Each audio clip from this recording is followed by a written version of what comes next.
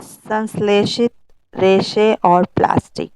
आज हम इसका क्वेश्चन से करते हैं। संश्लेषित रेशे और प्लास्टिक।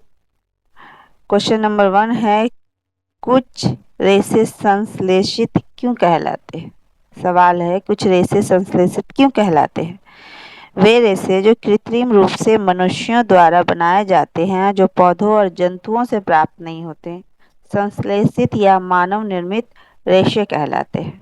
संश्लेषित रेशे 3 प्रकार के होते हैं। क्या कहा? संश्लेषित रेशे वैसे रेशे जिसे मनुष्य कृत्रिम रूप से यानी केमिकल रिएक्शन से बनाते हैं, वे क्या कहलाते हैं? संश्लेषित रेशे कहते हैं। यानी पौधों और जंतुओं से इसे प्राप्त नहीं किया जाता। 3 प्रकार के होते हैं संश्लेषित रेशे, एक पॉलिएस्टर और एक्रिलिक, दूसरा है रेयॉन और तीसरा नायलॉन। ये 3 तरह के जो है संश्लेषित रेशे होते हैं। अब आते हैं दूसरे नंबर पे। दूसरा नंबर का क्वेश्चन है, सही उत्तर को चिन्हित कीजिए। सही उत्तर को चिन्हित कीजिए। रेयॉन एक संश्लेषित रेशा नहीं है, क्योंकि इसका रूप रेशम समान होता है। इसे कास्ट लुगदी से प्राप्त किया जाता है। इसके रेशों को प्राकृतिक रेशों के समान बुना जा सकता है। तो इसका जवाब होगा, इसे कास्ट यानी लुगदी से प्राप्त किया जाता है, इसलिए ये संश्लेषित रेशा नहीं है।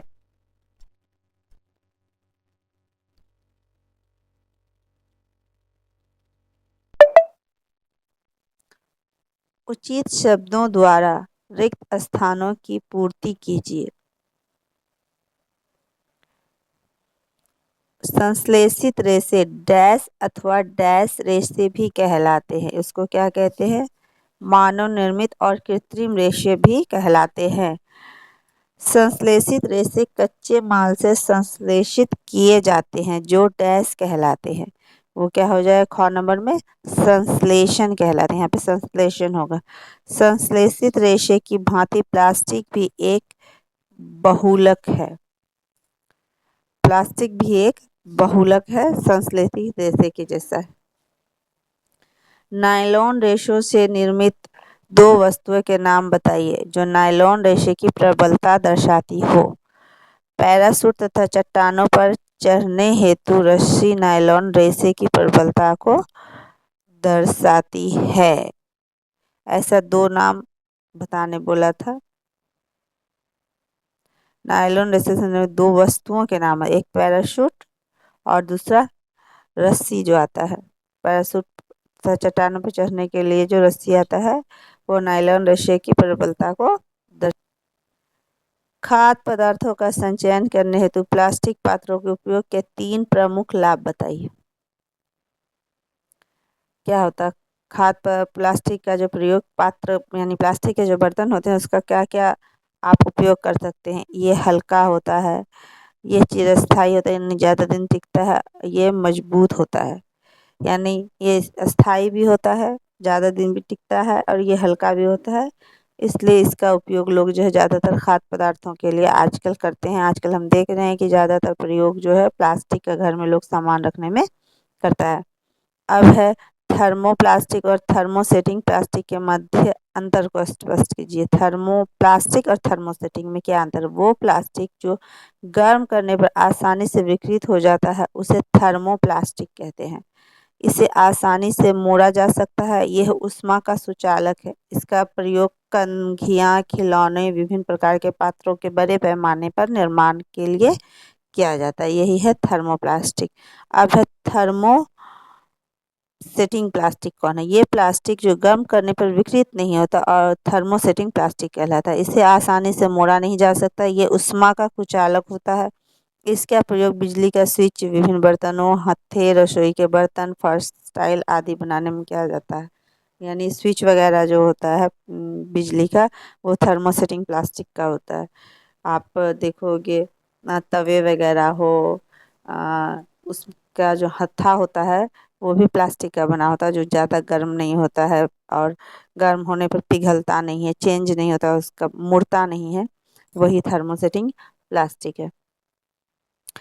अब है थर्मोसेटिंग प्लास्टिक समझाइए कि थर्मोसेटिंग प्लास्टिक से निम्नलिखित क्यों बनाए जाते हैं, क्या क्या बनाए जाते थे। देगची के हट्टे और विद्युत प्लग, स्विच प्लग, ये सब क्यों बनता है थर्मोसेटिंग प्लास्टिक से। तो देगची का हत्ता क्यों बनता है, तो देगची के हत्ते को बनाने के लिए थर्मोसेटिंग प्लास्टिक का इस्तेमाल किया जाता है, क्योंकि थर्मोसेटिंग ऊष्मा का कुचालक होता है और ये आग का प्रतिरोधक है तथा अन्य प्लास्टिक की तुलना में ये गर्मी सहने की अधिक क्षमता रखता है।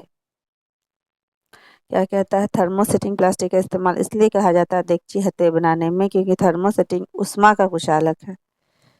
जब कुचालक होता है और आग का प्रतिरोधक है, आग से भी इसको कुछ नहीं होता है। दूसरे प्लास्टिक के जो होते हैं वो गर्मी सहने की ये ज़्यादा क्षमता रखता है, इसलिए इसका बनता है। दूसरा, विद्युत का स्विच क्यों बनता है। विद्युत स्विच, प्लग, बोर्ड आदि बनाने के लिए थर्मोसेटिंग प्लास्टिक का इस्तेमाल इसलिए किया जाता है क्योंकि यह प्लास्टिक विद्युत का कुचालक होता है। ये उपभोक्ता को किसी भी प्रकार के विद्युत शॉक से बचा कर रखता है, इसीलिए विद्युत प्लग वगैरह जो है थर्मोसेटिंग प्लास्टिक से बनाया जाता है। अब आते हैं 8 नंबर, निम्नलिखित पदार्थों को पुनः चक्रित किए जा सकते हैं और पुनः चक्रित नहीं किए जा सकते, उसमें वर्गीकृत कीजिए। अब इसमें कौन पुनः चक्रित है, कौन पुनः चक्रित नहीं, यानी फिर से किसको बनाया जा सकती है। तो पुनः चक्रित किए जा सकते कौन कौन है, प्लास्टिक के खिलौने, सामग्री लाने वाले थैले, बॉल पॉइंट पेन, प्लास्टिक के कटोरे, विद्युत तारों के प्लास्टिक आवरण, प्लास्टिक की कुर्सियाँ, ये सब पुनः चक्रित होता है। जिसको नहीं किया जा सकता वो क्या क्या है, टेलीफोन यंत्र, कुकर का हत्था, विद्युत स्विच, ये सबको पुनः चक्रित नहीं किया जा सकता है। अब है, राना गर्मियों के लिए कमीजें खरीदना चाहता है, उसे सूती कमीज खरीदनी है चाहिए या संश्लेषित। कारण सहित राना को आप सलाह दीजिए। अब बताइए कि गर्मी के लिए अगर आपको कपड़ा खरीदना है तो संश्लेषित कपड़ा खरीदना चाहिए या सूती। राना गर्मियों के लिए सूती कमीजें खरीदना चाहिए, क्योंकि संश्लेषित कपड़े बहुत जल्दी गर्म हो जाते हैं और फिर शरीर में चिपक जाते हैं, इसलिए पहनने के बाद पसीना बहुत आता है। इसके विपरीत सूती कपड़े हवा को अंदर बाहर आने देते हैं और पसीना सुखा देते हैं। तो कौन सा कपड़ा खरीदना चाहिए राना को, सूती कपड़ा खरीदना चाहिए। उदाहरण देके प्रदर्शित कीजिए कि प्लास्टिक की प्रकृति असंक्षारक होती है। प्लास्टिक एक अभिक्रियाशील पदार्थ है। प्लास्टिक लोहे तथा अन्य धातु की तरह वायु और जल से अभिक्रिया नहीं करता। प्लास्टिक अम्ल के साथ कोई अभिक्रिया नहीं करता, इससे उसका आसानी से संक्षारण नहीं होता। यथा ये कह सकते हैं कि प्लास्टिक प्रकृति की असंक्षारक होती है, यानी उसका संक्षारण नहीं हो पाता है, इसलिए वह असंक्षारक है। प्लास्टिक की संक्षारक प्रकृति के कारण हम इससे बने पात्रों में अचार, पानी, दही तथा अन्य खाद्य सामग्री को संचित कर सकते हैं। जैसे लोहा वगैरह, उसका संक्षारण होने लगता है, लेकिन इसका संक्षारण नहीं होता है। क्या दांत साफ करने के लिए ब्रश हैंडल शुक्र के एक ही पदार्थ के बनने चाहिए। अपना उत्तर स्पष्ट कीजिए। नहीं, दांत साफ करने के लिए ब्रश का हैंडल और शुक यानी ब्रिस्टल एक ही पदार्थ के नहीं बने हैं, क्योंकि ब्रश का हैंडल किसी सख्त पदार्थ से बना होता है ताकि ब्रश को पकड़ना एक चलाना आसान हो सके। इसके विपरीत ब्रश के शुक मजबूत एवं लचीले रेशे के बने होने चाहिए। यदि शुक की हैंडल की तरह सख्त पदार्थ को बने होंगे तो ये हमारे दांतों तथा मसूड़ों के लिए नुकसानदायक है। इसी कारण के बाद ब्रश को शुक नायलॉन के रेशे से बनाया जाता है, हैंडल प्लास्टिक से बना होता है। यानी हम जब ब्रश करते हैं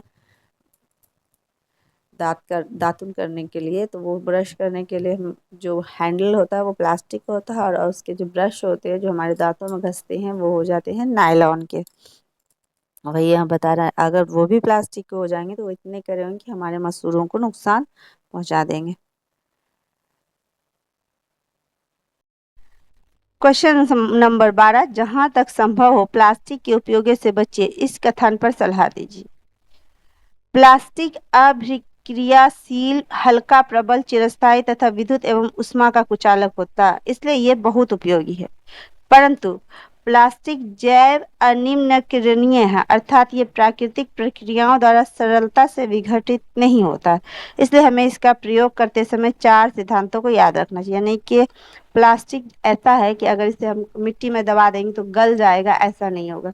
इसी जगह पे हम लकड़ी को डाल देंगे तो वो कुछ दिन में गल के मिट्टी बन जाता है, लेकिन इसके साथ ऐसा नहीं है। इसीलिए हमें जो है इसके एक प्रयोग में कुछ सिद्धांतों का ध्यान रखना चाहिए। पहले तो उपयोग कम कीजिए, यानी कोशिश कीजिए कम से कम उपयोग करें। दूसरा, पुनः उपयोग कीजिए, फिर से उसका उपयोग कीजिए, दोबारा तिबारा, यानी बार बार उसी को उपयोग कीजिए नया खरीदने के बजाय। पुनः चक्रित कीजिए, यानी रिसाइकिल, अगर उसको किसी तरह से रिसाइकलिंग करके यूज किया जा सकता है वैसे कीजिए, और पुनः प्राप्त कीजिए। अब फिर से रिसाइकिल किया हुआ को फिर से प्राप्त कीजिए। इस तरह से प्लास्टिक का यूज करना चाहिए। अब है lesson 13 number, question number 13, sorry question number 13।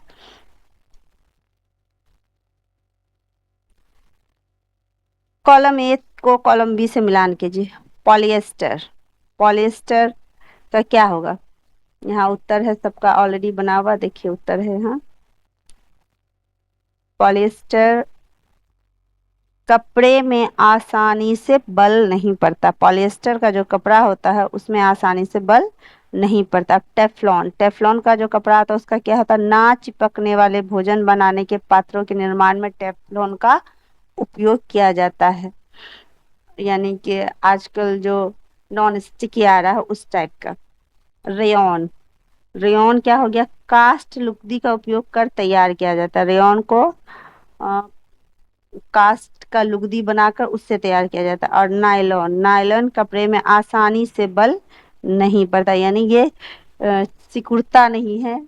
जैसे कॉटन को हमेशा ही जरा सा मोड़ के रख दो तो वो सिकुड़ जाएगा, आपको आयरन करके यूज करना पड़ेगा, लेकिन नायलॉन के साथ ऐसा नहीं है। अब आते हैं 14 नंबर पे। 14 नंबर का क्वेश्चन है, संश्लेषित रेशों का औद्योगिक निर्माण वास्तव में वनों के संरक्षण में हो रहा है, टिप्पणी कीजिए। कैसे हो रहा है देखते हैं। संश्लेषित रेशों का औद्योगिक निर्माण वास्तव में वनों के संरक्षण में सहायक हो रहा है, क्योंकि इसके लिए पेड़ पौधों को काटने एवं जीवों का शिकार करने की जरूरत नहीं होती, जैसे कि प्राकृतिक रेशों को प्राप्त करने के लिए होती है। संश्लेषित रेशे रसायनों द्वारा बनते हैं और रसायन वनों से नहीं प्राप्त किए जाते। संश्लेषित रेशे से यही फायदा है, इसके लिए किसी पौधे को काटना नहीं पड़ता है, नष्ट नहीं करना पड़ता, वनों को नष्ट नहीं करना पड़ता, किसी जीव को हानि नहीं पहुंचानी पड़ती है। इससे जो है आप प्राकृतिक के तौर पे वो होता है ना, रासायनिक का प्रयोग किया जाता है, इससे पेड़ पौधे बच रहे हैं। अब है 15 नंबर। यह प्रदर्शित करने हेतु एक क्रियाकलाप का वर्णन कीजिए कि थर्मोप्लास्टिक विद्युत का कुचालक है। ऐसे प्लास्टिक जो गर्म करने पर आसानी से विकृत हो जाते हैं और मुड़ जाते हैं उन्हें थर्मोप्लास्टिक कहते हैं। जैसे पीवीसी और पॉलीथीन, एक सेल और पॉजिटिव और नेगेटिव भागों में तारों को जोड़कर उसके साथ बल्ब और थर्मोप्लास्टिक की वस्तु को जोड़ने पर बल्ब नहीं जलता, परंतु इस क्रियाकलाप में थर्मोप्लास्टिक की वस्तु हटा देने पर बल्ब जल जाता है। इससे निष्कर्ष निकलता है कि थर्मोप्लास्टिक विद्युत का कुचालक है और अपने में से विद्युत को प्रभावित नहीं होने देता। क्या कहा है? ऐसा प्लास्टिक जो गर्म करने पर आसानी से विकृत हो जाते हैं और मुड़ जाते हैं उन्हें थर्मोप्लास्टिक कहते हैं। जैसे पीवीसी और पॉलीथीन, पॉलीथीन तो आप लोग सभी देखते हैं, पीवीसी की पाइप आती है। एक सेल के पॉजिटिव और नेगेटिव भागों में तारों को जोड़कर उसके साथ बल्ब और थर्मोप्लास्टिक की वस्तु को जोड़ने पर बल्ब नहीं जलता है। अगर थर्मोप्लास्टिक जोड़ देंगे तो बल्ब नहीं जलेगा, परंतु इस क्रियाकलाप में थर्मोप्लास्टिक की अगर वस्तु हटा देते हैं तो बल्ब जल जाता है। इससे निष्कर्ष निकलता है थर्मोप्लास्टिक क्या होता है? विद्युत का कुचालक होता है और अपने में से विद्युत धारा को प्रभावित नहीं होने देता।